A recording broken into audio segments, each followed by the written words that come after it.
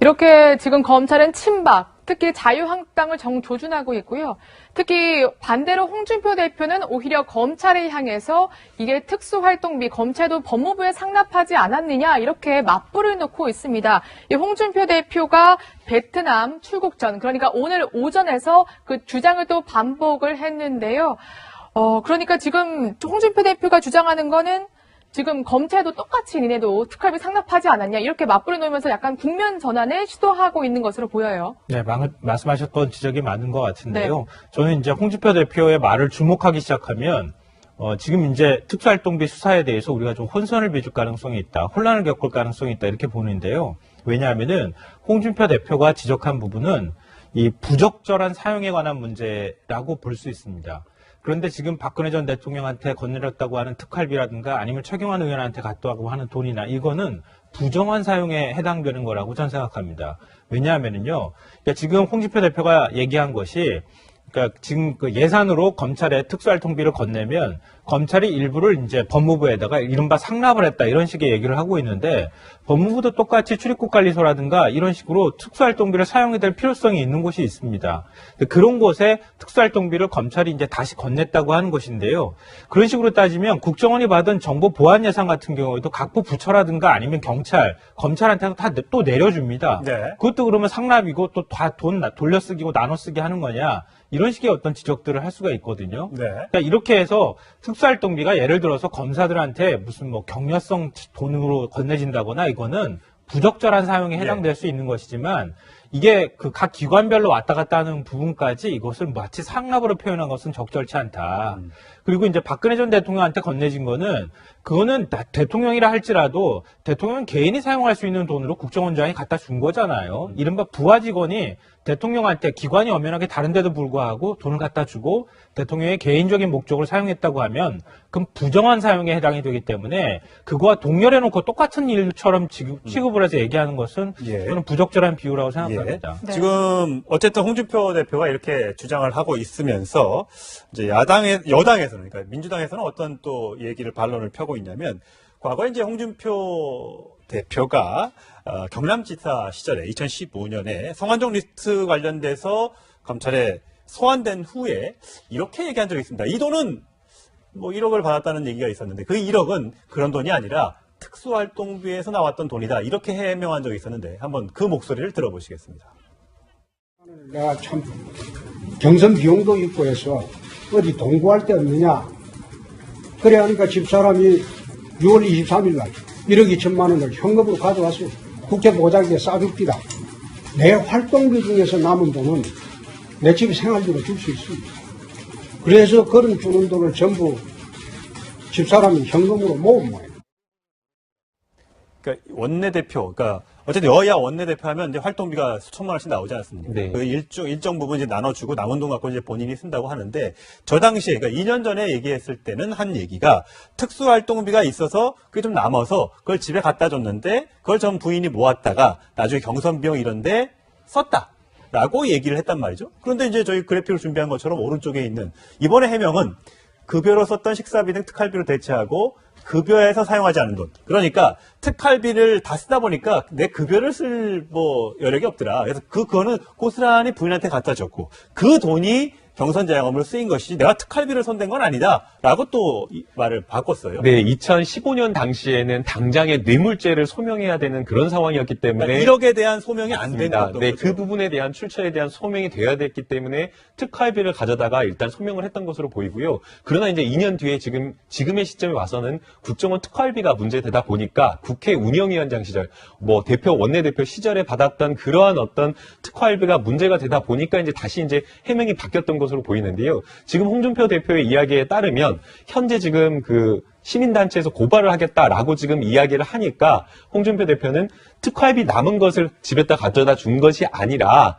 특활비를 먼저 다 쓰고 급여를 줬다라고 지금 이렇게 이야기를 하고 있는데 2015년에 했던 해명과는 완전히 180도 달라졌다라고 지금 봐야 될 것 같습니다. 만약 홍준표 대표의 말이 어떤 부분이 지금 사실인지가 여부가 지금 불투명한 상황이지만 특활비를 그냥 이렇게 전용을 했다라고 하는 것은 이것도 역시 마찬가지로 홍준표 대표도 형법적으로 업무상 횡령에 해당되는 부분이기 때문에 검찰이 고발을 한다라고 하면 이 부분에 대한 수사는 좀 필요할 것으로 보이고요. 앞서 지금 뭐 홍준표 대표가 이것을 소명하면서 정치적으로 약간 좀 국면을 전환하기 위해서 검찰도 법무부에 또 상납한 거 아니냐라고 지금 이야기를 하고 있지만 검찰에서 법무부에 상납을 한 것은 엄연히 사안 자체가 다릅니다. 지금 국정원의 특활비 상납이라고 하는 구조는 국정원이 개인에게 비서관이라든가 박근혜 전 대통령 개인에게 상납을 했기 때문에 지금 문제가 되는 것이고 검찰에서 법무부를 준 것은 기관상 업무 협조를 위해서 특활비를 쓰라고 지금 사용을 한 부분이기 때문에 이 부분은 전혀 다른 문제인데 이것을 가져다 껴놓은 것은 정치적으로 조금 전환하고자 하는 어떤 홍준표 대표의 의중이 좀 깔린 메시지라고 봐야 될 것 같습니다. 그러니까 우리 알겠습니다. 과언무한이라는 말이 있어요. 네. 말이 많으면 근심이 많아진다 이런 얘기인데요. 그러니까 홍준표 대표가 지금 특활비 문제를 지적하기 위해서는 특활비 비판을 하지 않습니까? 비판을 하니까 과거 자신이 특활비와 관련된 얘기가 거기서 거론이 되는 거예요. 네. 그러니까 그걸 또 해명한다고 해서 또 해명을 했는데 지금 또 다시 거짓 논란에 지금 휩싸여 있는 상황이 되는 겁니다. 그러니까 2015년도에는 성완종 리스트 때문에 1억 2천만 원이라고 하는 이게 출처불명의 자금이 나오니까 쉽게 말씀드려서 아내한테 받은 돈이다. 네. 이걸 소명하려고 하면서 얘기를 한 것이거든요. 근데 사실은 지금 와가지고 얘기를 하다 보니까 맥락이 또 달라진 거 아닙니까? 당시에는 그거 소명하기 위해서 아내한테 받았다고 하는데 결국 지금에 와서 다시 얘기한 걸 보면 특수활동비는 또 정당하게 사용을 했다. 이렇게 지금 얘기를 하는 거거든요. 그러니까 앞뒤가 안 맞는 얘기를 자꾸 하다 보니까 계속 그 홍준표 대표의 말의 신뢰성이 떨어지는 현상들이 나타나는 예. 것 같아요. 네. 자, 홍준표 대표는 오늘 오전에 베트남 순방차 베트남을 떠나 있는 상태입니다. 네, 특수활동비 논란이 정치권으로 일파만파 번지고 있습니다. 이 문제 다뤄볼 텐데요. 김남국 변호사, 김상환 시사평론가 함께합니다. 네, 안녕하세요. 네. 검찰이 지금 최경환 자유한국당 의원의 자택 그리고 국회 사무실을 전격적으로 압수수색하고 있습니다. 아무래도 이병기 전 원장이 국정원 특수활동비를 최경환 의원에게 내가 한 1억 원 정도 건넸다. 이런 진술 때문에 그런 걸로 보이네요. 뭐 지금 현재로서는 국정원 쪽에서 나오는 얘기가 가장 이제 신빙성 있게 보이는 건 사실인데요. 그렇지만 그건 엄연히 반쪽 얘기일 뿐입니다. 그러니까 실제로 최경환 의원이 그걸 1억을 받아서 어디에 어떻게 사용했는지 거기까지 확인된 것은 아니거든요. 예, 지금 사실은. 화면에 나오고 있는 게 네. 최경환 의원 사무실 지금 압수수색하고 있습니다. 잠깐 문이 열렸을 때 저희 취재진이 엄청나게 붙어서 저렇게 카메라 플래시를 터뜨리고 있는 장면. 9시 반부터 진행 중이니까 지금 1시간여 현재 진행이 되고 있다. 네. 그 말씀을 좀 더 드리면은 네. 그러니까 그 나머지 반쪽을 어떻게 맞추느냐 이게 이제 남아있는 검찰의 숙제라고 할 수 예. 있지 않겠습니까? 그리고 최경환 의원 스스로가 내가 그 돈을 받았다고 하면 뭐 할복을 하겠다 이런 표현까지 사용하고 있기 때문에 그렇죠. 어찌됐든 최경환 의원 자체가 친박 실세로서 또 그리고 자유한국당 내부에서 굉장히 중진 의원이기 때문에 예. 최경환 의원 얘기가 그냥 사실이 아니라고 한다면은 확실하게 물증을 확보하는 게 일단 필요하다. 네. 그래서 조금 국회의원 회관 사무실까지 압수수색하는 것은 좀 부담스러운 측면이 있다 하더라도 어쨌든 확실하게 뭔가 물증을 잡는 것이 필요하겠다고 하는 판단이 있었을 것으로 보입니다. 예.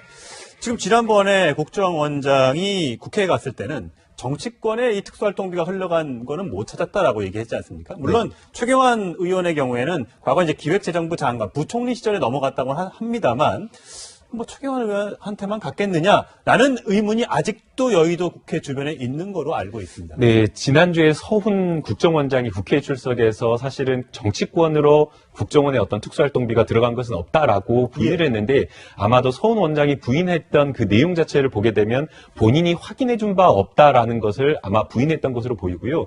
그리고 지금 현재 여의도 정치권 내에 보게 되면 국정원의 특수활동비가 5명의 의원에게 전달되었다라고 하면서 실제 5명의 의원의 이름까지 거론되고 있는 상황이기 때문에 네. 서훈 국정원장이 이야기한 국정원의 특수활동비가 정치권으로 흘러들어가지 않았다라고 부인한 내용을 보게 되면 구체적으로 특정 의원을 지목해서 들어간 내용 또는 본인이 그것을 확인해줬다라는 부분에 대한 것을 부인한 것으로 보이고요. 네. 지금 검찰에 수사되고 있는 내용을 보게 되면 정치권으로도 흘러갔을 가능성이 충분히 높다라고 보이고, 특히나 최경환 의원 같은 경우에는 박근혜 전 대통령에게 특수활동비 들어간 것과는 또 완전히 좀 차원을 달리한다라고 보입니다. 박근혜 전 대통령 같은 경우에는 박근혜 전 대통령이 직접적으로 요구를 해서 국정원이 상납을 했다라고 지금 이야기를 하고 있는데, 이번에는 국정원에서 예산과 관련된 부분을 도움을 받아야겠다라고 이야기를 하면서 국정원의 필요에 의해서, 즉 이것은 그 직무 관련성과 관련된 동기에 대한 부분을 진술하고 있는 부분이기 때문에 훨씬 더 구체적이고, 이거는 뇌물죄와 관련된 부분이 어느 정도 확인이 된 것이라고 봐야 될 것 같습니다. 11월, 12월 이때쯤 되면요, 국회에서는 국회의원들이 의정보고서라는 걸 만듭니다. 네, 이렇게 1년 동안 잘했다. 이걸 이렇게 지역 그 주민들한테 뿌리는 건데, 꼭 상 받은 얘기가 들어가 있거든요. 그런데 상을 국회의원 300명 가운데 4명 중에 1명 받았다면 이게 상으로서의 가치가 있을까요? 왜 그런지 정치부 김초롱 기자가 취재해서 나왔습니다. 안녕하십니까? 자, 국정감사는 이제 이미 끝났고요. 네. 국정조사를 마치고 국회의원 보좌관들이 찾는 곳이 있다면서요. 네, 그렇습니다. 해마다 국회 국정감사가 끝나면 이 법률소비자연맹이라는 단체에서 이 국감 실적을 제출하라고 의원실에 요구하는데요. 예. 이 자료 제출 마감일이 지난주 화요일이었습니다. 예. 이 저희 취재진이 그 연맹 사무실 앞에서 약 6시간 정도 대기를 했는데, 예. 이 보좌진들 수십 명이 사무실에 들어오는 모습을 볼 수 예, 있었습니다. 지금 화면에 지금 막 들어오고 있네요. 그렇습니다. 이 국감 자료만 들고 온 게 아니라 비타민 음료부터 뭐 귤박스까지 각종 선물도 손에 들려 있었습니다. 선물이요? 왜 들고 왔을까요, 선물? 네, 잘 보이려고 들고 왔는데요. 그런 거예요. 이게 사실 국정감사 때는 이 정부 부처 공공기관 가장 무서워한 게 이제 의원인 사무실, 그렇습니다. 의원들이고 보좌관이고 그러잖아요. 근데 이제 보좌진들이 이렇게 저자세가 되는 것도 참 드문 일인데 이게 어떤 일인가요? 이 법률소비자연맹 측이 국감 의수의원이라고 해서 국정감사 때 의원들을 평가해서 상을 주기 때문에 매년 주는 거죠? 그렇습니다. 예. 이 대개 선물을 들고 오는 이들은 4급 보좌관들이었습니다. 네. 이 의원실에서 국회의원을 제외하면 가장 높은 직급인데요. 수석 보좌관이죠. 그렇습니다. 이 현직 보좌진의 말을 들어보시죠. 다른 의원님들은 다 받으시는데 저희는 받지 못하면은 일을 안 하는 것으로 보일 수도 있고, 저 찾아가서 얼굴도 딱 찍고 잘 보이려고. 근데 결국 의원들의 경쟁 심리와 이 홍보 욕심 때문에 모시고 있는 의원님들이 혹시 상을 받는데 도움이 될까봐 밑에 있는 보좌진들이 직접 연맹 사무실을 찾는 겁니다. 근데 저 상이 이제 국감 우수의원 이런 거잖아요. 네. 얼마나 저게 대단한 상이라고 이렇게 저렇게 홍보에 열을 올리고 있는 거죠? 이게 국회의원들이 새해나 연말이 되면은 지난 한 해를 정리하면서 이 의정보고서라는 거를 만들어서 그렇죠. 유권자들에게 배포하는데요. 여기에 수상 경력이 실립니다. 네. 이제 의정보고서를 하나씩 보실 텐데, 네. 이 더불어민주당 의원입니다. 네. 이 국감 우수상을 7년 연속으로 받았다고 적어놨는데 7년 연속. 그렇습니다. 예. 또 자유한국당 의원은 지금까지 각종 단체에서 받은 상을 합산해서 예. 무려 15관왕이라고도 자랑하고 있습니다. 예. 또 보도자료를 배포하거나 SNS에 시상식 사진을 올려서 올해 국정감사 때 이렇게 열심히 했습니다. 이런 식으로 어필을 하는 겁니다. 7년 연속 받는 상. 어떻게 보면 정말 주민들 잘 모를 경우에는 대단하다 이렇게 느낄 수도 있겠네요. 그렇습니다. 근데 아까 제가 앞서 말씀드렸지만 이 상을 뭐 300명 중에 한 10명 정도 받는다 그러면 정말 영예로운 상이 될 텐데 4명 중에 1명이 받는다면서요. 네, 그렇습니다. 작년에 80명, 재작년엔 81명이 받은 상입니다. 예. 이 우선 남발이 문제가 되고 있고요. 네. 또 평가 과정에서 공정성에 의문을 제기하는 이들도 많습니다. 한번 들어보시죠. 예. 두 분의 부부로 운영되고 있는 걸로 아는데 평가하는 기준이 좀 공정한지에 대해서도 잘 모르겠고 거기에 의심을 품는 보좌진들이 많아요. 이 연맹 측이 외부의 평가 기준을 공개하지 않기 때문에 자의적인 판단으로 우수 의원을 선정한다는 의혹이 끊임없이 제기되고 있는 상황입니다.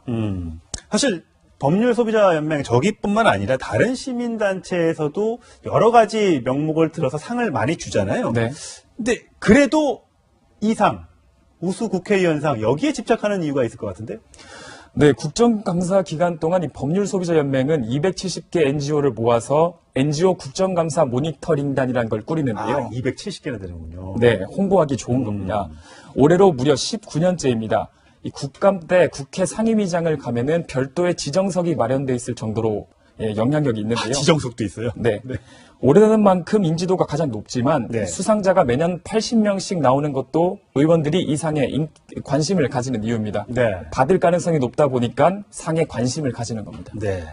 상도 상다워야 될 텐데 정말 제대로 일하고 받는 상이면 모를까 이렇게 남발되는 상이라면 과연 어떤 의미가 있을지 모르겠습니다.